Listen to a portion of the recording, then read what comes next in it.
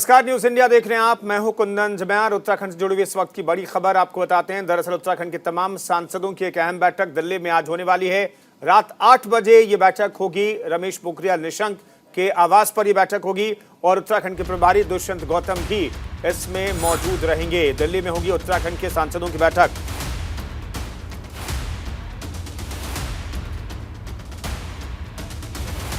इस वक्त की बड़ी खबर आपको बता रहे हैं। 2024 के चुनाव को लेकर के ये बैठक बुलाई गई है। रात के 8 बजे ये बैठक होगी।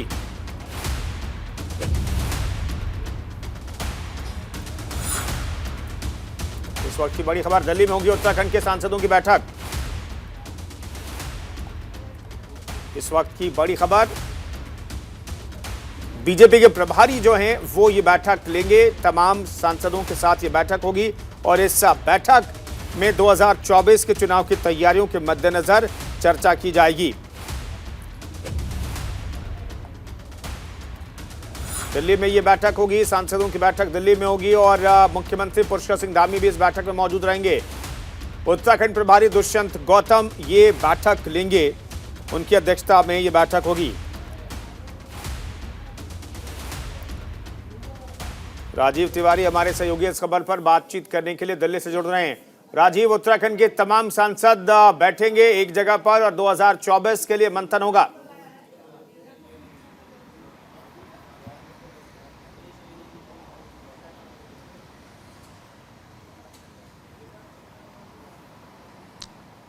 बिल्कुल, अगर देखा जाए तो हिमाचल प्रदेश में भारतीय जनता पार्टी की को जो हार मिली है उसको लेकर भारतीय जनता पार्टी के रणनीतिकार बहुत ही चिंतित हैं और पड़ोसी राज्य है उत्तराखंड। ऐसे में लोकसभा की जो सीट है, 5 सीट है वहाँ पे, तो 5 सीट पर किस तरह से अभी से जो है जनमानस का विश्वास जीता जाए, इसको लेकर मंथन किया जाएगा। हालांकि देखा जाए तो 2 दिवसीय बैठक भी हुई थी केंद्रीय पदाधिकारियों की बीजेपी मुख्यालय में। वहाँ पे भी रोड मैप तैयार किया गया है मिशन 2024 को लेकर के, और ज़्यादातर फोकस उस बैठक में ये रहा कि जहाँ पे भारतीय जनता पार्टी की हार हुई है वहाँ पे कैसे कमल खिलाया जाए 2024 में, उसको लेकर मंथन हुआ था। लेकिन ये जो नतीजे सामने आए हैं 2 राज्यों के चुनाव के, इसमें जो हिमाचल प्रदेश में जो हार हुई है उसको लेकर बीजेपी को चिंता बढ़ गई है कि अगर यही स्थिति रही तो दूसरे राज्यों में भी भारतीय जनता पार्टी बैकफुट पर जा सकती है। क्योंकि आप देख सकते हैं कि जिस तरह से विपक्षी पार्टियां लामबंद हो रही हैं 2024 को लेकर के, ऐसे में भारतीय जनता पार्टी का चिंता होना स्वाभाविक है।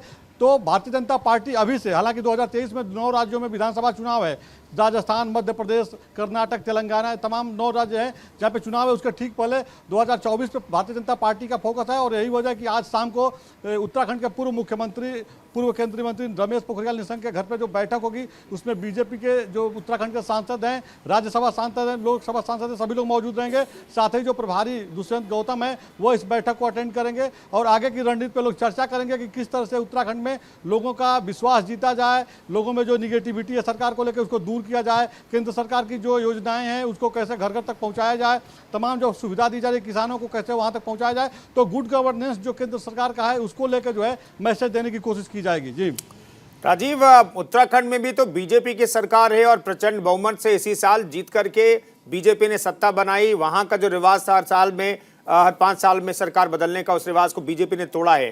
तो फिर किस एंगल पर मंथन किया जाएगा तमाम सांसदों के साथ, क्या बातचीत होगी और क्या रोड मैप होगा? क्योंकि वहां पर आपकी सरकार है, केंद्र में आपकी सरकार है, जनता तक पहुंचने के लिए क्या रोड मैप सिर्फ ये तैयार किया जाएगा या फिर कुछ और प्लानिंग हो सकती है?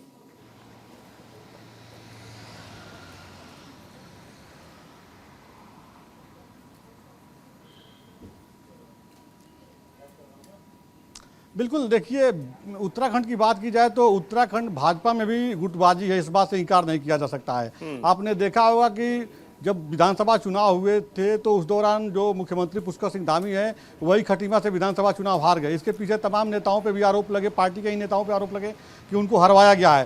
हालांकि रिपोर्ट भी केंद्रीय नेतृत्व ने यहाँ मांगा, उसके बाद तमाम बदलाव किए गए हैं। तो माना जा रहा है कि अंदर खाने, चूंकि वर्चस्व की लड़ाई है, सत्ता की लड़ाई है। आपने देखा पिछली बार जब बीजेपी की सरकार थी लगातार 3 मुख्यमंत्री वहाँ बना दिए गए। त्रिवेंद्र सिंह रावत थे उनको हटा के तीरथ सिंह रावत को बनाया गया, उसके बाद पुष्कर सिंह धामी को बनाया गया।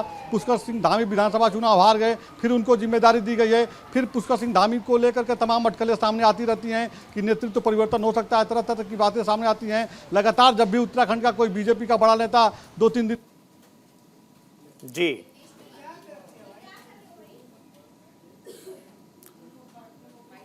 ठीक है राजीव, हमारे साथ बने रहिए, दोबारा आपके पास लौटता हूं, बातचीत करेंगे।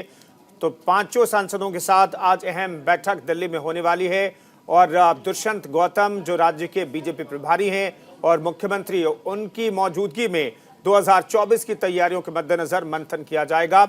आज दूसरे दौर में सीएम पुष्कर सिंह धामी आज गुजरात के दौरे पर रहेंगे। करीब 1 बजे गुजरात रवाना होंगे सीएम धामी। इस वक्त की बड़ी खबर आपको बता रहे हैं, गुजरात दौरे पर रहेंगे पुष्कर सिंह धामी, गुजरात के लिए रवाना होंगे। गुजरात में शपथ ग्रहण समारोह में शामिल होना है सीएम पुष्कर सिंह धामी को। गांधीनगर में नई सरकार का शपथ ग्रहण समारोह होगा। भूपेंद्र पटेल लगातार दूसरी बार मुख्यमंत्री के तौर पर पद और गोपनीयता की शपथ लेंगे और इस मौके पर मौजूद रहेंगे उत्तराखंड के मुख्यमंत्री पुष्कर सिंह धामी भी। कहा जा रहा है कि बीजेपी शासित राज्यों के ज्यादातर मुख्यमंत्रियों को वहां पर आमंत्रित किया गया है, जिनकी मौजूदगी में एक बार फिर से भूपेंद्र पटेल गुजरात के मुख्यमंत्री के तौर पर शपथ लेंगे। लेकिन इस मौके पर उत्तराखंड के मुख्यमंत्री पुष्कर सिंह धामी भी मौजूद रहेंगे। प्रधानमंत्री नरेंद्र मोदी की मौजूदगी होगी, जिनके चेहरे पर एक तरीके से चुनाव लड़ा गया। राजीव तिवारी हमारे सहयोगी बने हुए हैं दिल्ली से इस खबर पर बातचीत करने के लिए। राजीव, 1 बजे पुष्कर धामी भी रवाना हो जाएंगे गांधीनगर के लिए, लेकिन हमें देखना होगा कि जिस तरीके की ऐतिहासिक जीत बीजेपी ने हासिल की गुजरात में, उसी तरीके से ऐतिहासिक ये समारोह बनाने की कोशिश है और उसके साक्षी बनेंगे। उनकी मौजूदगी रहेगी, मुख्यमंत्री धामी की भी मौजूदगी वहां पर रहेगी।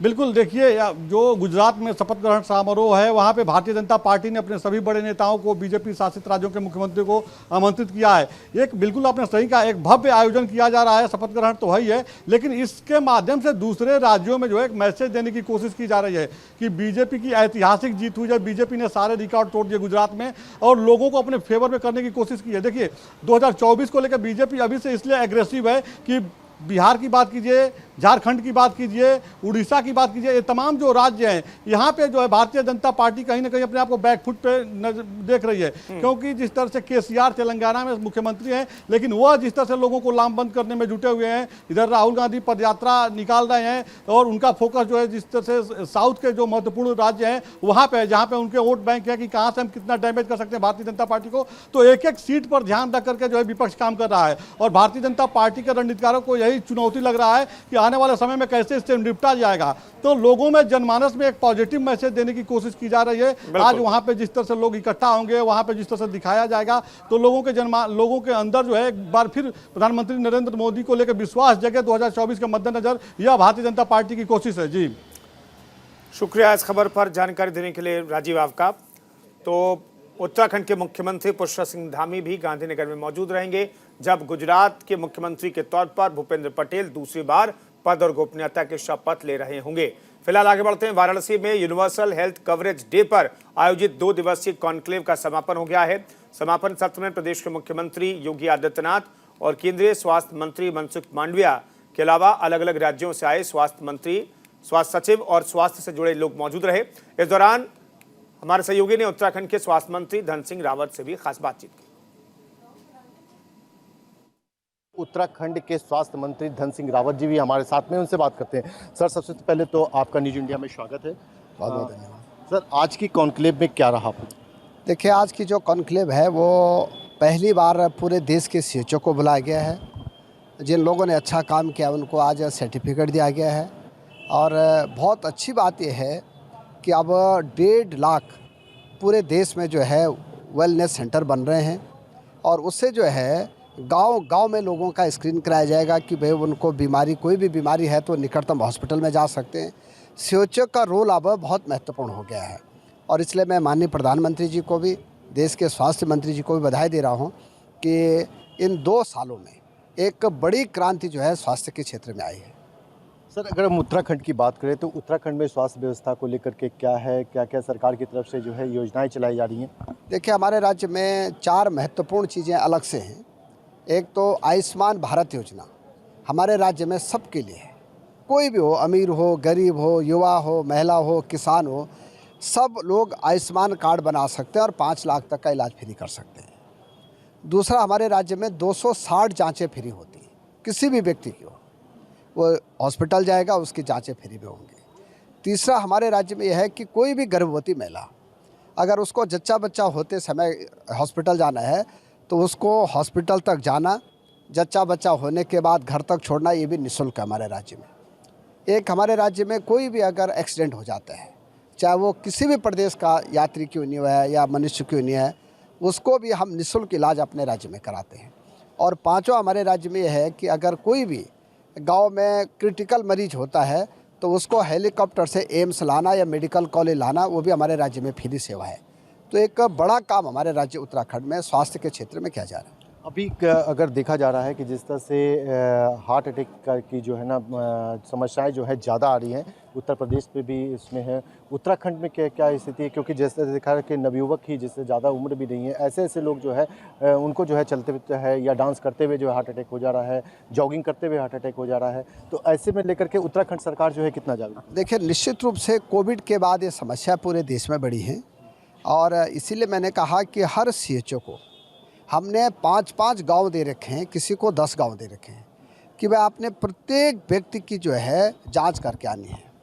और हम उत्तराखंड राज्य में प्रत्येक व्यक्ति की हेल्थ ID बना रहे हैं ताकि उस हेल्थ ID से पता चल जाएगा कि व्यक्ति क्या बीमार हुआ था और कब बीमार हुआ था। और मैं कह सकता हूं कि उससे जो है हमारे राज्य में काफ़ी लोगों को राहत मिली है। न्यूज़ इंडिया के लिए मदन मोहन शर्मा, वाराणसी। और एक बड़ी खबर आपको बताते हैं, देहरादून से जुड़ी हुई खाली जमीनों को लीज पर देगा परिवहन निगम। द्रोण होटल के पास की जमीन लीज पर दी जाएगी। इस वक्त की बड़ी खबर आप बता रहे हैं, 90 साल की लीज पर देने के लिए टेंडर निकाला गया है। निगम की करोड़ों की संपत्ति का चिन्हीकरण कर लिया गया है। बता दें कि खाली पड़ी जमीनों को अब लीज पर देने की तैयारी की गई है। अब किराए पर देकर परिवहन निगम कमाई बढ़ाना चाहता है। इसकी शुरुआत भी हो चुकी है। निगम का अनुमान है कि इससे सालाना कई करोड़ रुपए का राजस्व बढ़ जाएगा। परिवहन निगम प्रबंधन ने देहरादून में द्रोण होटल के निकट स्थित पुराने बस अड्डे की जमीन को लीज पर देने के लिए टेंडर भी जारी कर दिया है।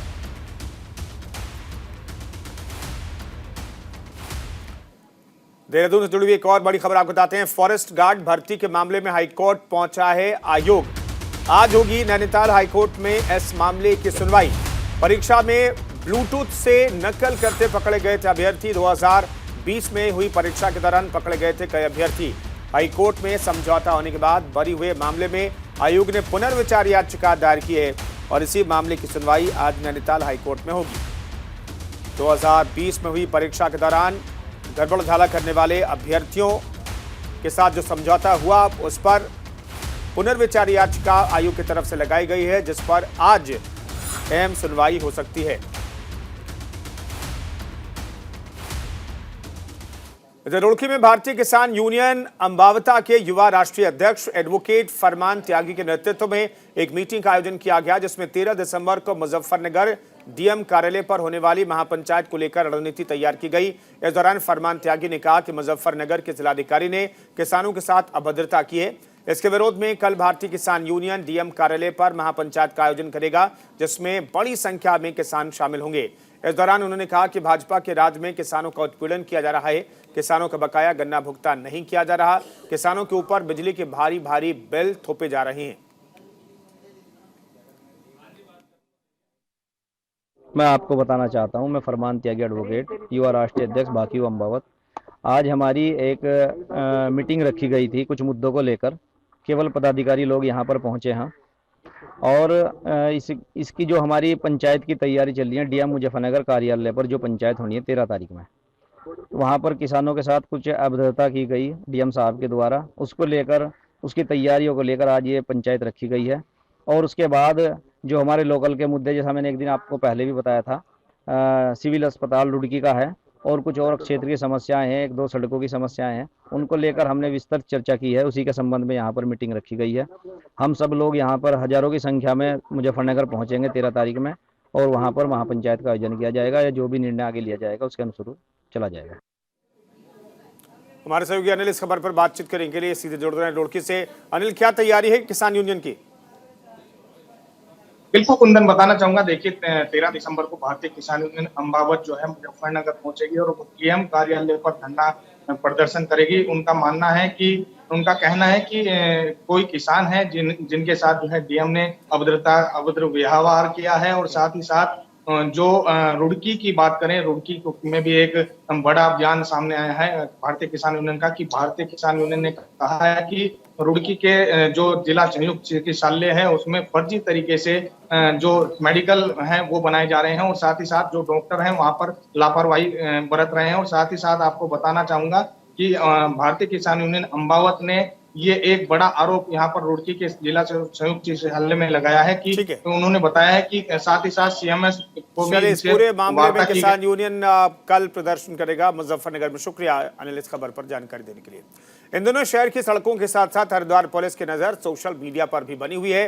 सोशल मीडिया पर हथियारों की नुमाइश करने वालों पर पुलिस लगातार कार्रवाई कर रही है। बादराबाद थाना पुलिस ने ऐसे एक शौकीन को अवैध तमंचे के साथ हिरासत में लिया है। बता दें कि इस व्यक्ति का सोशल मीडिया पर एक वीडियो वायरल हो रहा था जिसमें युवक देसी तमंचा एक गर्दन पर लगाए हुए दिख रहा है। वहीं पुलिस अब आरोपी को जेल भेजने की तैयारी कर रही है। आपको बता दें कि बीते कुछ दिनों में नए कप्तान के चार्ज संभालते ही हरिद्वार पुलिस एक्शन मोड में दिखाई दे रही है। लगातार बढ़ते अपराध पर अंकुश लगाने के लिए पुलिस अपराधियों पर शिकंजा कस रही है। पुलिस को सूचना मिली थी कि बादराबाद थाना क्षेत्र के बढेड़ी राजपुताना गांव का रहने वाला रहमान पिछले कुछ दिनों से विशेष रूप से बनवाए गए पीतल के एक तमंचे को लेकर घूम रहा है। इसी पर यह कार्रवाई की गई। हमारे द्वारा सोशल मीडिया मॉनिटरिंग सेल द्वारा यह देखा गया है कि कुछ लोग हैं जो फैशन के तौर पर या शहर में बहव्याप्त करने के उद्देश्य से वेपन के साथ, अवैध असले के साथ फोटो डाल रहे हैं, वीडियो डाल रहे हैं। इन पर अंकुश लगाने के क्रम में हमारे द्वारा इन पर कार्रवाई की गई। पूर्व में भी ऐसी कार्रवाई की जाती रही है, और अभी हाल फिलहाल भादराबाद क्षेत्र का एक प्रकरण जिसमें एक व्यक्ति द्वारा फोटो डाली गई थी, उस व्यक्ति को पकड़ लिया गया है। उसका नाम रहमान है, मैं बडेडी राजपुतान निवासी है, और उसके कब्जे से अवैध असला भी बरामद किया जा चुका है। हरिद्वार में शनिवार को अपहृत 8 महीने के बच्चे को पुलिस ने सकुशल बरामद कर लिया है। आरोपित को भी पकड़ा गया है। इस मामले में मुख्यमंत्री पुष्कर सिंह धामी सीधे जानकारी ले रहे थे। जानकारी के मुताबिक ज्वालापुर के मोहल्ला कड़च्छ में घर में सो रहा एक 8 महीने का बच्चा दिन दहाड़े उठा लिया गया। मासूम को कमरे में सुलाकर उसकी मां कपड़े सुखाने के लिए छत पर गई थी।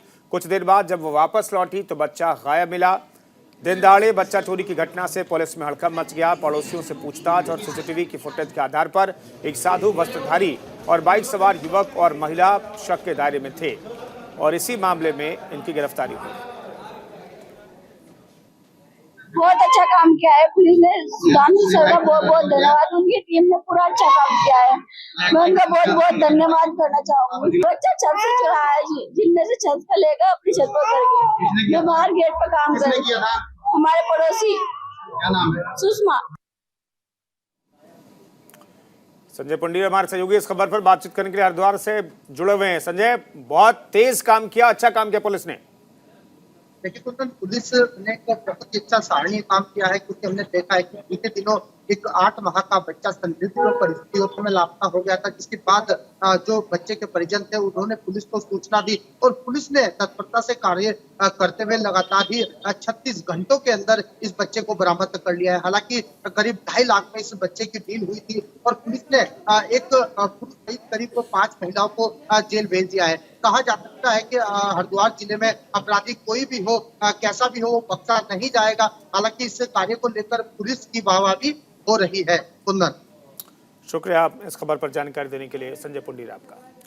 इधर रुड़की को यूपी से जोड़ने वाला मंगलौर से झबरेड़ा बाईपास मार्ग बदहाल हालत में है। दर्जनों गांव को जोड़ने वाले इस सड़क पर बड़े बड़े गड्ढे बने हुए हैं। स्थानीय लोगों का आरोप है कि बार बार शिकायत के बावजूद सड़क को दुरुस्त नहीं किया गया। पेराई सत्र शुरू होने के बाद अब किसान परेशान हैं। किसानों ने जल्द सड़क मार्ग दुरुस्त नहीं किए जाने पर धरना प्रदर्शन की चेतावनी भी दी है। तो वहीं कांग्रेस विधायक ने प्रदेश सरकार पर मनमानी किए जाने का आरोप लगाया।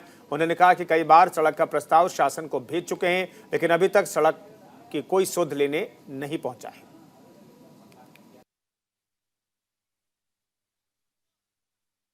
देखिए, मंगलौर का जो झबरेड़ा मार्ग है वो सहारनपुर जाने के लिए भी बहुत फ़ायदेमंद है, लेकिन इतना ख़राब रोड हो चुका है कि लोग आए दिन 3-4 आदमी तो लगभग चोटिल होते ही रहते हैं। और कई बार हम भी सहारनपुर माल लेने के लिए जाते हैं, व्यापारी हैं।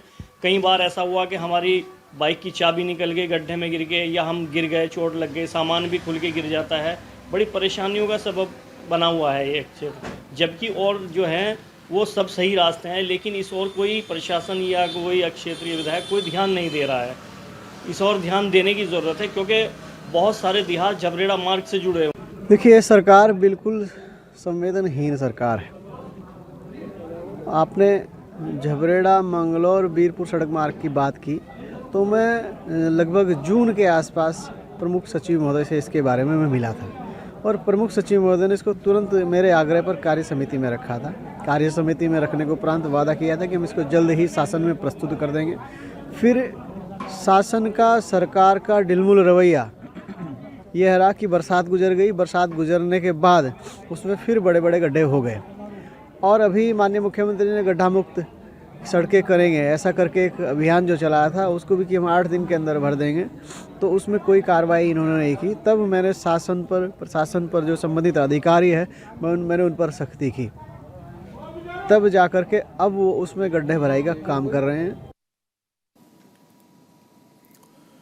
देहरादून के कालसी ब्लॉक के हरिपुर में शिक्षा व्यवस्था और स्कूल की इमारत पूरी तरह से बदहाल हो चुकी है।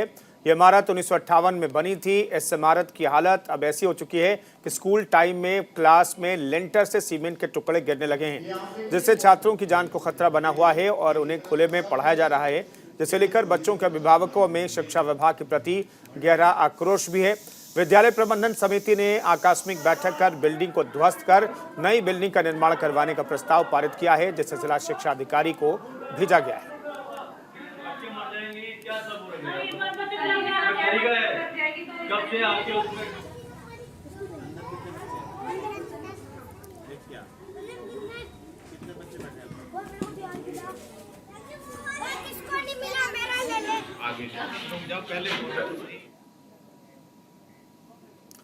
इस बुलेटिन में फिलहाल इतना ही। रुकेंगे एक छोटे से ब्रेक के लिए। आप बने रहिए न्यूज़ इंडिया के साथ।